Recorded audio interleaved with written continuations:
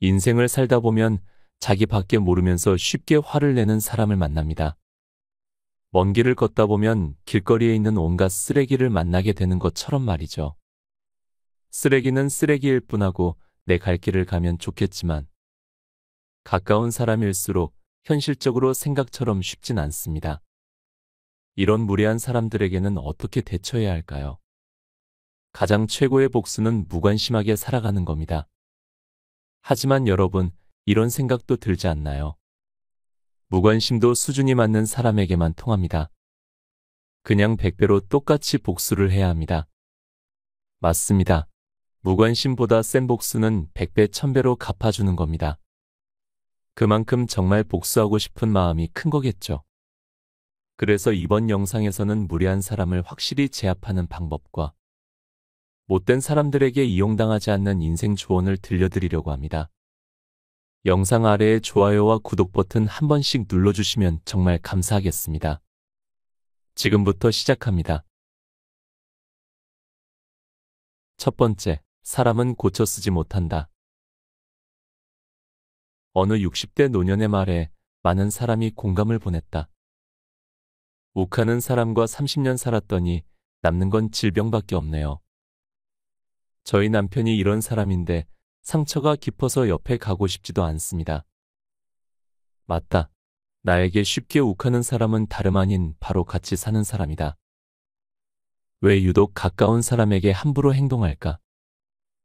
바로 익숙함 때문이다. 밖에 나가서 누군가를 함부로 대하면 주변의 지적질을 받고 따돌림을 당한다. 하지만 집에서는 옆 사람을 함부로 대해도 그 사람은 떠나지 않을 거라고 믿는다. 그러다 보니 가족들이 평생 자신에게 맞추는 걸 당연하게 생각한다. 하지만 그렇다고 섣불리 대응하면 안 된다. 아까 60대 노년의 말처럼 그 사람의 성격을 고치려다 내 성격만 망가진다. 핵심은 이거다. 사람을 고치려고 애쓰지 말라는 거다. 다만 그 사람의 말에 상처를 받지 않도록 말 한마디를 준비해야 한다. 이 사람은 대체 왜 이러는 걸까라는 한마디보다는 이 사람은 원래 그래라는 한마디를 마음에 두는 게 편하다. 실제로 한 60대 중반의 어떤 분은 주택을 위, 아래층으로 구분하여 따로 살고 있다. 잠시라도 떨어져 있다 보면 마음이 편해지고 즐거워진다고 말한다. 화 잘 내는 사람은 답이 없다. 그 사람을 고쳐 쓰려 하지 말고 내 마음을 편하게 하는 것에 중심을 두자. 두 번째, 무례한 사람에게는 강하게 말해야 한다. 내가 아니라고 생각되는 부분에서는 단호하게 아니라고 말할 수 있는 용기가 있어야 한다. 이것도 못 해줘? 이건 해줘야지라고. 무의식 중에 나를 조종하려 하는 못된 사람들에게는 서로의 관계가 무너지거나 어색해질 가능성이 있더라도 자신을 지키기 위해 강하게 나가야 한다. 아, 그치, 얼른 해줄게. 미안해가 아니라 그 부분을 왜 당연하게 생각하는 건지 궁금한데 말해줄래? 내가 왜 그걸 해줘야 하는 거야 라는 식으로 강하게 나갈 필요가 있다. 여기서 그냥 해달라고 떼를 쓰는 사람이면 그냥 과감하게 손절하면 되고 내가 너무 익숙하게 생각했었네. 미안이라고 하는 사람이라면 대화를 하며 잘 풀어가면 된다. 명심하자. 삶의 주도권은 나에게 있다. 절대 못된 사람들에게 그 주도권을 내주지 말자. 세 번째, 상대의 막말을 그냥 흘려보내지 마라. 최악의 인간들은 충고를 가장한 예의 없는 비난을 스스럼없이 한다. 너 살 좀 빼. 진짜 돼지 같아. 내가 걱정돼서 하는 말이야. 애매하게 걱정을 해준다라는 식으로 마무리를 하며 얌체같이 빠져나갈 구멍을 만든다. 이런 식의 막말을 흘려보낸다면 상대는 당신을 계속해서 호구로 보고 정신력을 빼앗아갈 것이다. 그때는 단호하게 대처하는 태도가 필요하다. 내가 살을 빼는 게 너의 걱정거리와 어떤 상관이 있어? 라고 묻거나 내 기준에서 그건 걱정이라기보다는 비난으로 들리는데 어떻게 생각해? 라고 상대에게 되물어야 한다. 상대의 막말을 그대로 흘려보내면 그 사람들은 당신을 막말해도 큰 상관없는 존재라 생각하고 계속해서 선을 넘을 것이다. 단호하게 말하며 상대에게 지금 당신은 무리한 행동을 하고 있습니다. 라는 걸 직접 인지할 수 있게 대처해야 한다. 무리한 사람에게는 한 번쯤 단호하게 대해야 할 때가 있다. 네 번째, 안 만나는 게 최선이다. 나를 무시하고 경멸했던 사람들에게 어떻게든 복수하려고 내 소중한 시간을 낭비하지 마라. 완전히 잊고 살며 그냥 내가 하는 최선을 다하고 살면 된다. 그런 시간들이 쌓이면 어느새 당신은 그 사람보다 훨씬 더 멋지고 대단해질 것이고 그때 그 사람은 당신을 우러러 볼 수밖에 없게 된다. 나를 힘들게 하는 사람들, 나를 무시하는 사람들에게 하는 최고의 복수는 무관심이다. 마치 세상에 없는 사람이냥 취급하며 철저히 내 삶을 살며 내 인생을 갖고 나가면 된다. 이미 끝난 인간관계에 집착하고 일에 집착하면 나만 손해다. 시간이 지나고 나면 아무 감흥도 없다. 불필요한 문제에 우리의 인생을 소비하지 말자. 인생은 짧고 시간은 유한하다. 당한 만큼 갚아주려고 노력하다가 나에게 온 천금과 같은 기회를 놓치는 우를 범할 수 있다. 나는 이럴 때마다 독수리 이야기를 떠올린다. 독수리를 유일하게 괴롭히는 새는 까마귀다. 그때 독수리의 대처 방법은 정말 놀랍다. 까마귀를 직접 상대하지 않는다. 그저 더 높이 하늘로 올라간다. 그러면 까마귀는 높은 곳에서 숨을 쉬지 못하고 기절하고 떨어진다. 독수리는 알고 있다. 굳이 상대하지 않고 나의 상태를 높이면 상대는 나가 떨어진다는 것을. 다섯 번째, 그냥 똥 밟았다 생각하자. 자신이 믿는 세상이 무조건적으로 진리라고 생각하는 사람들을 설득하기 위해 열 올릴 필요가 없다. 이 사람들에게는 사실이 중요하지 않다. 본인이 생각했을 때 지구가 평평한 거면 지구는 평평해야만 한다. 지구가 둥글다는 사실을 논리적으로 아무리 설명해 줘봤자 아니야, 지구는 평평해 라고 앵무새처럼 같은 말을 반복할 사람들이다. 이런 사람들을 설득하기 위해 내 에너지를 소비할 필요 없다. 아, 그렇게 생각하는구나 하고 말면 그만이다. 그 자리에서만 열심히 듣는 척하고 다음부터는 굳이 만날 필요도 없다. 사람은 쉽게 변하지 않는다. 나를 괴롭혔거나 욕했던 애들은 나중에 다 인과응보로 돌려받는다. 다시 말하지만 똥은 굳이 들추는 것이 아니다. 여섯 번째, 내 기분을 열심히 살펴라. 다른 사람이 무언가 부탁할 때 내 기분이 어떤지 잘 살필 필요가 있다. 뭔가 찝찝하거나 기분이 안 좋으면 그건 다 이유가 있다. 도와줄 때는 기분이 보람찬 게 당연하고 도움에는 보답이 따라오는 게 당연한 것이다. 하지만 그 당연한 것을 지키지 않는 사람들이 꽤 많다. 나의 도움에 감사함을 느끼고 표현하기는커녕 응당해줘야 하는 것처럼 여기는 사람들. 오히려 더 안 해줘서 섭섭해하는 기본 예의도 없는 사람들이 있다. 반드시 기억하자. 누군가를 호의로 도와줬지만 그 호의를 당연하게 여기고 돌아오는 것도 없어 기분이 좋지 않고 애매하다면 그런 사람들은 반드시 멀리할 필요가 있다. 계속 이용당하고 휘둘리면 나만 호구된다.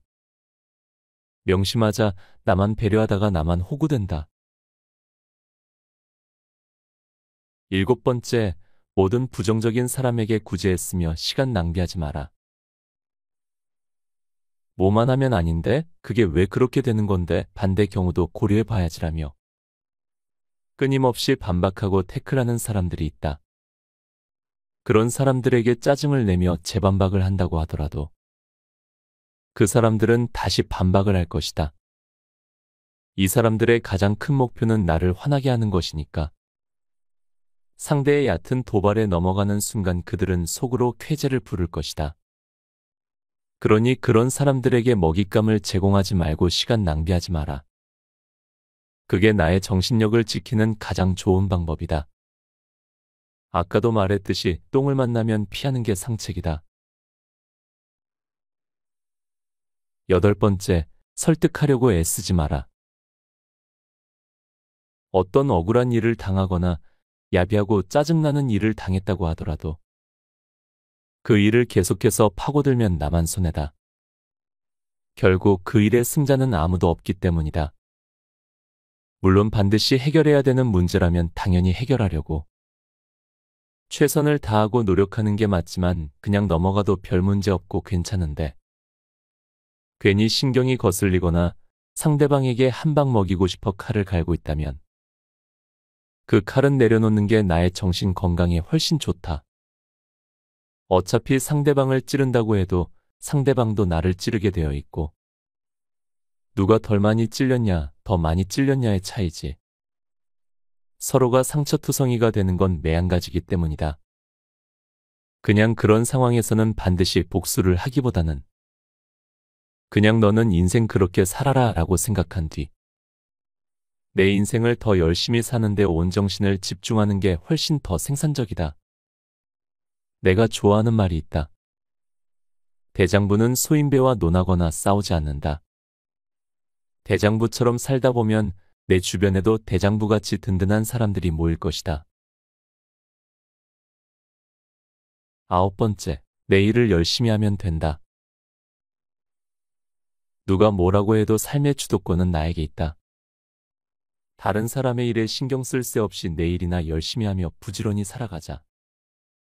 일이 바쁘고 성과를 만들어내기 시작하면 다른 사람의 얕은 유혹에 넘어갈 일도 없다. 못되고 무능한 사람들은 자신이 능력이 없기 때문에 어떻게든 다른 사람의 능력에 기생하려 한다.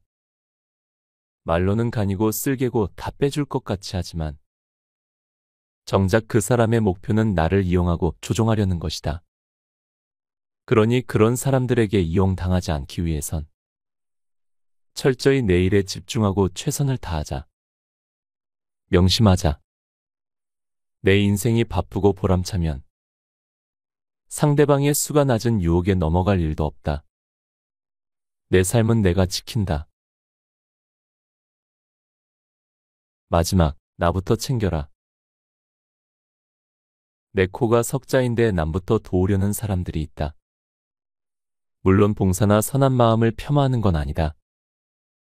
그런 사람들은 자신의 시간과 재능으로 남들을 도와주는 게 그 사람들의 삶의 가장 큰 의미이자 가치이니까.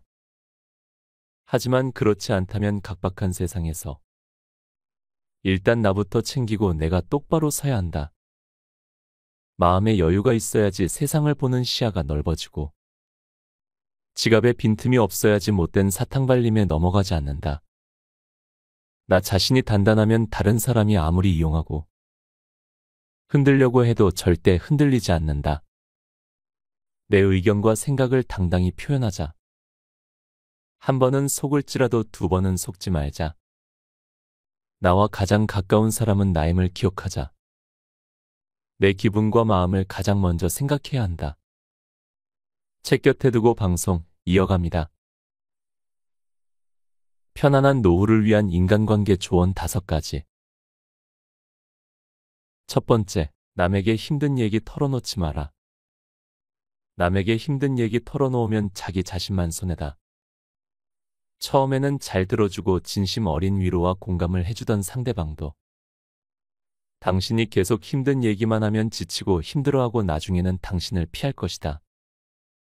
그리고 그렇게 상대를 믿고 했던 힘든 얘기들이 어느 순간 떠돌아다니며 당신의 치명적인 약점으로 작용하기도 한다.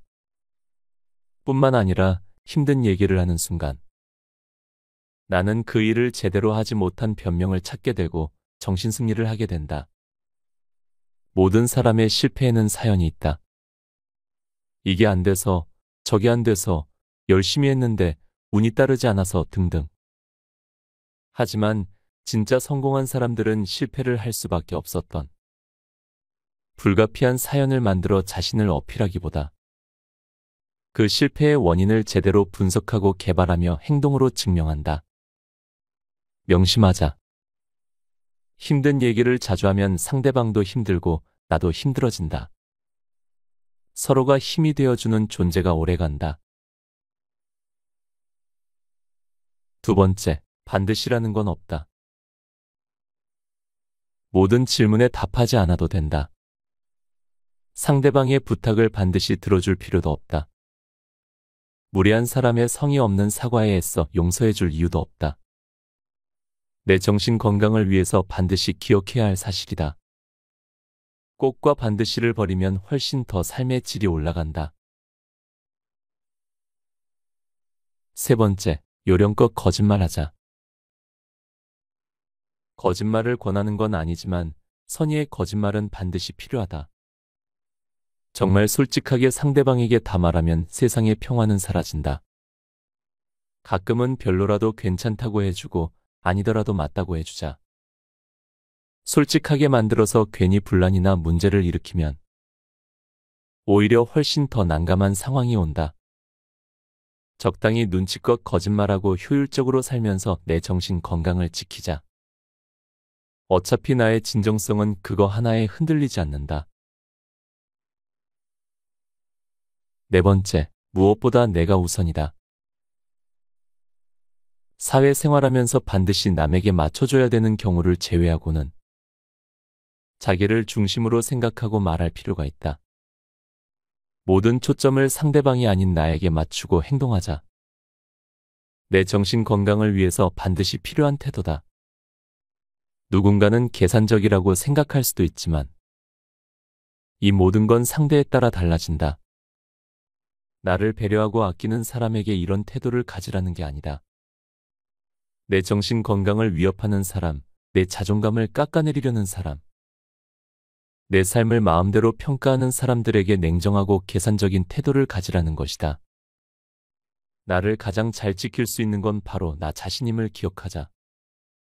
나로서 온전히 살아갈 수 있을 때 비로소 건강한 삶을 살아가게 된다. 나는 나를 사랑한다. 다섯 번째, 인맥 관리에 쓸 돈 자기 개발에 써라. 인맥 관리에 쓸 돈 차라리 자기 개발에 써라.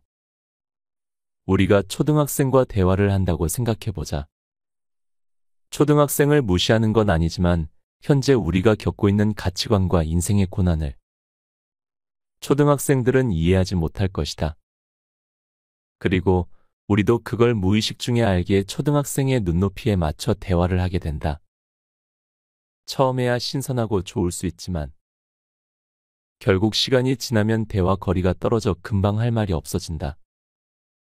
나와 수준이 다른데 억지로 만남을 유지하는 사람들도 이와 같다. 그 사람들에게 우리는 그저 아는 사람 그 이상 이하도 아닌 것. 그렇기에 그런 인맥 관리를 하는데 돈을 쓸 바에야 차라리 나에게 자기 개발비로 사용하고 내가 비슷한 수준으로 올라가면 된다. 남들 신경 안 쓰고 자기 인생 잘 살아가는 사람들의 공통적인 네 가지 특징.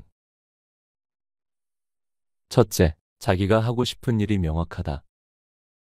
남들 신경 안 쓰고 자기 인생 잘 살아가는 사람들의 공통적인 특징 중 하나는 하고 싶은 일이 명확하다는 것이다. 하고 싶은 일이 명확하지 않고 애매하면 남들의 시선을 굉장히 많이 신경 쓴다.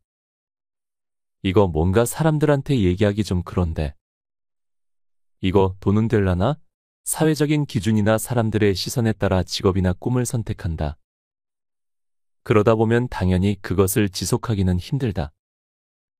자신이 진정으로 원해서 하는 게 아니기 때문이다. 간절하지 않다. 반면에 남들 신경 안 쓰고 자기 인생을 꿋꿋이 잘 살아가는 사람들은 그런 것 따위 중요하지 않다.